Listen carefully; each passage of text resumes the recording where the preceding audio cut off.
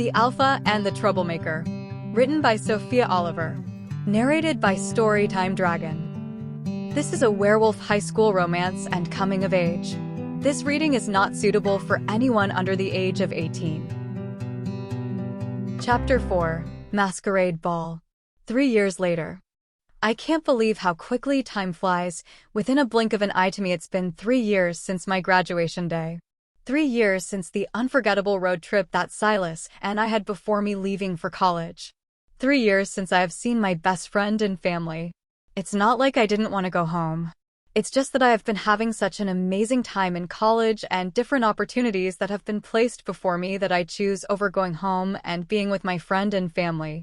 This weekend is the Alpha ceremony for my home pack, and I decided to surprise my family, making them think I was not attending and then show up at the ceremony. They decided to do the ceremony a little different than normal, but sounded cool. The ceremony was being hosted as a masquerade ball. Everyone that is invited would have to wear a mask and show their invitation in order to get into the ball. The Alpha and Luna were really making the ceremony memorable. Silas's brother Sam was taking the place for his father as Alpha, and my brother would also be taking my dad's place as Beta. These were scary/exciting times. I am glad that it is not me taking my dad's place. I still feel that I have too much to see before having to come back home to settle down and take responsibility. These last few years I have had opportunities to see how other packs live. I have dated a few wolves, but nothing serious. As I get closer to the time where I will be finding my mate, I can feel Sasha, my wolf, getting anxious. My 21st birthday was 2 days after the ceremony, and I am not sure if I wanted to hang around here for my birthday or go back to college. What if my mate is here or close by? I want to be able to finish college. The gown that I picked out was a black Victorian-style gown with off-the-shoulder straps that were more like strings that just laid gently on my arms. The bodice came in tight until my hips and then flowed in pleats and ruffles down to the floor. I had found a pair of Victorian-style boots to wear with them. No one would see them, and I was at least comfortable. I twisted my hair up into a slight French twist, leaving the ends out, and curled them. I added some eyeliner to my eyes and a little tinted gloss to my lips, and I was ready to go.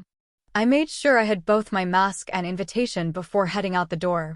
I found a small pouch purse that hangs from my wrist to carry my phone, ID, and a little cash in case of emergency. I headed out the door and waited for the town car that I had ordered to drive me there in style. It took only 20 minutes to get to the pack house, and I had to check in with the guard at the gate before they would allow us to drive into the pack town. Miss Meadows, glad you could make it for the ceremony. We heard that you were not going to be able to make it. I wanted to surprise the family. It has been a while since I have been able to come home. I told the guard before he pulled up the guardrail to let us in. Have a good time, he yelled as we made it through the gate. I was starting to get butterflies in my stomach and did not understand why I was getting so nervous. I pulled my mask out from my bag and put it on. I wanted to make sure no one could recognize me before I wanted them to. The car pulled up to the circular drive and a gentleman was waiting outside to open the door for me. I thanked my driver and reached for the hand that was waiting to help me out of the car. Thank you. My pleasure, miss. I looked at him and smiled. After stepping away from the vehicle and moving out of the way for the next guest to arrive, I look at the pack house that was right in front of me. Memories. With a heavy sigh, I lift up the sides of my gown and slowly started walking up the stairs to the front door. The French doors were both pulled open and had 2 gentlemen standing on both sides to welcome the guests and point them into the direction of where the party was being held. They decided to have the party out in the side courtyard. There were twinkling lights hung up through all the trees to add a little ambience to the evening. The decorations were simple yet elegant, almost making the courtyard look like a fairy tale. A waiter came by and offered me a glass of wine, which I happily took. I needed a little liquid courage to calm my nerves a bit. I took a sip and enjoyed the cold beverage, cooling the burning sensation that was currently residing in my stomach. A little better. I move around, making my way through the crowd. I had not yet seen anyone I recognized. I still had these tingles going crazy in my stomach. I felt someone move close behind me and whisper something in my ear. Well, if it isn't my best bud Char. I quickly turned to Silas standing behind me. Silas. I squealed as I jumped into his arms for a hug. Hey girlie, I had heard you were not going to be able to get away from that big bad college that keeps you from us. I wanted to surprise everyone. Well, you will definitely be doing that. Stand back and do a spin. Let me see you. I took a step back and did a slow spin in my dress. I guess I have changed a bit body-wise since I have been home. You are absolutely breathtaking, he said as he looked at me.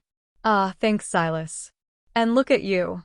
A handsome devil as always. I do make this look good, don't I? He says as he acts like he is adjusting his tie. I giggle. It was good to see him. Come on, let's go do a turnout on the dance floor. After you. He says as he does a small bow to me, and I do a simple curtsy as we head out to the dance floor. He wraps one hand down by my waist and takes my hand with the other and slowly guides me across the floor. Smile. This brings me back to prom. He was the best date any girl could have, and I was glad he was mine for the night. So how is college going, Char? He asks as he was trying to make small talk. It's good, I like it there a lot. Right now, I am taking a class on pack history and learning about the old pack laws that all the packs used to have to abide by. It is crazy how strict pack laws were back in the day. So, what do you think your major would be? I'm thinking history with a minor in business. I have been talking with the curator at the History of Wolf Museum and might intern for him during the holidays. That sounds great. How about you? What is new with you? Nothing much, just trying to help Sam get ready to take over for Dad. I bet it has been really stressful. Definitely. Your birthday is coming up soon. How has your wolf been handling with possibly finding your mate soon? He has been absolutely restless, and I don't know, I just feel uneasy and restless and constantly horny. His testosterone is endless. I almost feel sorry for my future mate. I feel like I'm going to jump her like a dog in heat and hump her leg. I laughed. What about you? Your birthday is the day after tomorrow. Are you going to stay for us to celebrate? Oh no. The song ended and we moved off the dance floor and found a tall table to stand at. I don't know, I am kind of scared too, I finally answer. Why? Because if my mate is here, then he may not let me go back to college and finish school.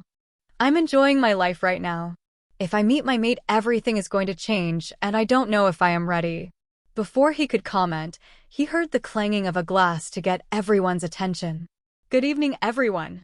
Thank you for coming tonight to share with us the transitioning of the pack leaders. I am honored to announce that my oldest son Sam will be taking my place as alpha. We all start to clap as we watch Sam step up and shake his dad's hand.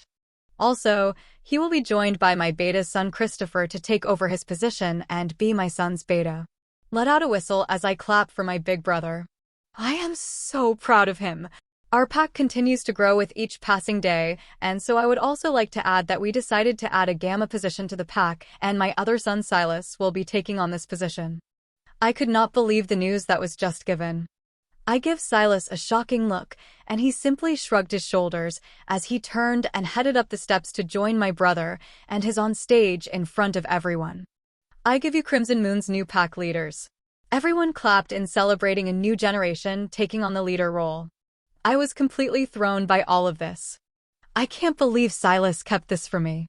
I walked up to my brother and said, "Hey big brother, congratulations." I threw my arms around him and gave him a big hug. "Hey little sis, I thought you couldn't make it," he says as he wraps his arms around me to pick me up off the ground. I wanted to surprise everyone. No, it has been a while since I have been home. I couldn't miss this though. I am so glad you are here. You can meet my mate, he says as he puts me back down and lets go. What? You found your mate? Yeah, she lived a few packs over. Well, look who decided to grace us with her presence. I hear whispered into my ear, and before I know it, Sam has swept me up into his arms. Sam, please, I'm in a dress. Put me down. You're going to make a scene. Please squirt, and that is alpha to you, he says as he refuses to put me down. I give him a challenging glare when I hear Charity Summer Meadows. Oh. I turn and I see my parents standing there and my mom with her hands on her hips. Sam immediately puts me down and backs away from me. Hi Mom, hi Dad, I say with a gentle wave. I'm in so much trouble. Not that I am not totally thrilled to see you. But what is the meaning of getting us all riled up with you saying you wouldn't be able to attend your brother's ceremony and then just show up out of nowhere like everything is simply fine? Mom, I wanted to surprise you all. It had been a while and I just wanted to see your surprised faces when I showed up. I didn't mean to hurt you, Mom. Get over here and hug your mother and father. I walked over and gave them a group hug. My brother joined in behind me and I believe I felt Silas somewhere around there too. One big happy family. Ahem. We all hear and freeze. Slowly, we all separate to see a beautiful woman with long blonde hair standing in a red gown that just flowed on her fair skin. My brother quickly walked over and wrapped his arms around her and then turned to me and said, "Charity, I want you to meet Rosie." "Rosie, this is my sister, Charity." "Hi, Rosie, it is so nice to meet you," I say as I give her a gentle wave of the hand. "Hi there, it's great to meet you too. I have heard so much about you from everyone." "Oh no. Hopefully it was all the good stuff," I say as I bring my hand up to my chest. "Oh yes, it was," she says with a smile. We all laugh. Everyone slowly dispersed as people came up to congratulate them on their new positions. I moved to get out of the way. It always made me uneasy being around a large group of people. I walk farther away from the party, reaching my favorite part of the courtyard. I walk over to the pond that has some koi fish in it and beautiful water lilies floating on the top of it. My wolf inside me was going crazy and it was making me anxious. I don't think I am going to last another day here if my mate is this close. I know she wants us to find our mate as soon as we can. But everything I have worked hard for will be gone the moment he finds me. I don't want to lose myself just because I find my mate. Penny for your thoughts. I turn and look up and see a handsome man walking towards me. Wearing a simple black suit with a white shirt and black tie, and as he gets closer, I notice his eyes are icy blue. Is that Sasha? So dreamy. Huh? I'm sorry. I ask. You looked like you were lost in your thoughts. I was simply curious to what you were thinking about. He is standing in front of me now and his scent wraps around me, smelling like a delicious treat. It's nothing. So, are you having a good time? I ask him to try to change the subject. Yes, it seems like Crimson Moon knows how to throw a good party. And you are from? A neighboring pack. Which one? He gets closer to me and whispers into my ear, guess? I pull back from him and look at him for a moment, trying to figure out if I knew this masked man in front of me. Before answering him, he grabs me and pulls me into a kiss and then walks away. I stand there completely dumbstruck. I put my fingers to my lips, still feeling the tingling that kiss left. It had been a long time since I had a kiss that felt like that one. And then it hit me. Dom. I start making my way to the exit, not being able to mentally deal with the feelings that were stirring inside me. It's been almost 3 years since that day, and I can remember it like it was yesterday. I have tried so many times to get that memory out of my head, but it always comes back and hits me like a ton of bricks. Char, where are you going? Silas says as he catches up to me. I have to go now, I can't stay. Wait. He stops me and tries to read me and figure out what is going on. Char, you are shaking, what happened? Silas, I have to go now, I will call you tomorrow. I pull out my phone and start planning for a car service. Silas grabs my phone away from me and says, stop, I will take you wherever you need to go. Just give me 5 minutes. I stare into his puppy dog eyes. He knows I can't say no to those eyes. Take a deep breath and whisper, okay. Okay, he says in a relieved tone. He walks away from me, and I start to rub my arms. I'm not cold, just anxious and confused. After a few minutes of waiting, see Silas making his way back towards me and says, okay, let's get you out of here. I promised our parents that we would be back in the morning to have breakfast with them. Nodding my head in agreement, I follow him out to his car and head to the hotel that I am staying at. When we get on the main road, Silas finally breaks the silence and asks, so Char, what happened? I take a deep breath and ask, was Dom supposed to be here tonight? Yes, I know he was here. I spoke with both he and his parents earlier tonight. Why? I was over by the pond and a guy came up to me and was talking to me, but then kissed me before walking away. The kiss felt the same way Dom had kissed me that day. What? I could tell Silas was just as confused as I was. We could never figure out why he kissed me that day. After all the years of him harassing me. I mean, he was with Missy. Why would he kiss me then, and why would he kiss me now? Are you sure it was him? No, not completely because of the mask. But it felt just like how he had kissed me. Why? Why now? I have been gone for almost 3 years. Why keep this game of his going? Were you able to pick up on his scent?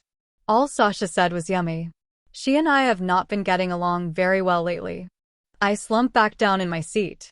The one good thing was the farther we were driving away from the pack, the calmer my wolf was getting. I can't go back. Hey Char, maybe it wasn't him. Just let it go. You will be heading back to college, and you won't have to worry about him again. Yeah, I know you're right. I need to just let it go. Sasha, I could tell you if it was him or not. But I won't. Me, you're being childish. Sasha, look who is calling the kettle black. I crossed my arms over my chest and sighed. I don't think I am being childish, just because I don't want to find our mate immediately and I want to finish college. What is so wrong with that? If I was fully human, it wouldn't be such a crazy notion, it would actually be praised upon. Hey, our brothers and I were going to head out to the lake tomorrow and do a bonfire in the evening with some friends. Want to come? That sounds good. I will drive the beast, that way I can head out afterwards and get back to college before Monday. You mean leave here before your birthday? I sigh and turn to look at him. He looks back at me and gives me a half smile. He shakes his head before saying, all right, I will spend time with you tomorrow and try to make that be enough. I cannot believe you are not spending your 21st birthday with your best friend. But I would really like to see my best friend on my 21st birthday. Staring at his adorable face while he is focusing on the road, I wait to answer until he looks at me and finally whisper. Okay. Then realizing I speak out, speaking of best friends, why didn't you tell me about the gamma position? He simply shrugs and says, it's not a big deal and I didn't know if you would be happy about it since you are at college, and I chose to stay here after our road trip. Are you happy? I ask him. He starts to smile, one of those true smiles that lights up his whole face and even leaves a twinkle in his eye kind of smile, and says, yeah, I really am. Then I am happy for you. All I care about is your happiness. Thanks, Char. Goddess, I have missed you. Turn in my seat to just stare at him, and when he finally looks over to me, I say, I have missed you too. The rest of the car ride we drove in silence, which was really not for exceedingly long. We pulled up to the hotel, and Silas got out of the car, giving the key to the valet and taking the claim ticket. I was helped out of the car on the other side. Silas whistled while looking at the hotel. Nice place you choose. Thanks, come on. We went up to the room and I headed into the bathroom to change out of this dress. I still hate wearing dresses. I changed into a pair of leggings and a t-shirt and pulled the updo out of my hair and threw it into a messy bun. I wiped off my makeup and looked at myself for a while in the mirror. A stampede of thoughts started charging through my head of various things. Why am I so determined not to find my mate? Am I afraid? What if he rejects me? Would I reject him? Why does there have to be a bond? Why can't we just fall in love when it is the right time? I finally maneuver out of the bathroom and walk out to Silas, who had taken off his jacket and removed his tie, undoing the top few buttons on his shirt. As handsome as he is, I am glad that there were never any romantic feelings between us. I would have been deeply sad if I ever lost Silas as a friend. I hope that when he does find his mate, they will understand the kind of friendship we have and not be jealous by it. Are you doing okay? He asks as he pulls back the covers on his side of the bed. I nod my head as I walk over to my suitcase and find a baggy pair of sweatpants that I throw Silas's way. I always carry a pair just in case. Sometimes a girl just wants to be in loose, baggy clothes. Yes, he says as he makes his way into the bathroom to change. I walk over to my side of the bed and pull the covers back on my side and crawl into the cozy bed. Grabbing the remote, I turn the TV on and see what they have available for us to watch. Silas walks out of the bathroom and turns out the lights into the room, making sure the door is locked, and heads to the bed. For years we have on and off slept together in each other's bed with no awkwardness. He crawls in and with open arms has me curl up to him. I lay my head on his chest as he wraps his arms around me. You know one of the sad things about growing up? I say out loud. What? After you find your mate, we won't be able to do this anymore. Our friendship isn't going to be what it once was. He kisses the top of my head before answering, well, I guess we need to just enjoy the time we have left. You will always be my best friend, Char, no matter what. I nod my head and curl into him more, closing my eyes and enjoying the peace and comfort that he is giving to me at the moment.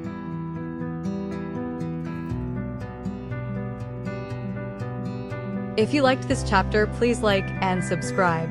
It will help keep this channel going. Hit the notification bell to be updated with the latest chapters and stories. Thank you and see you soon.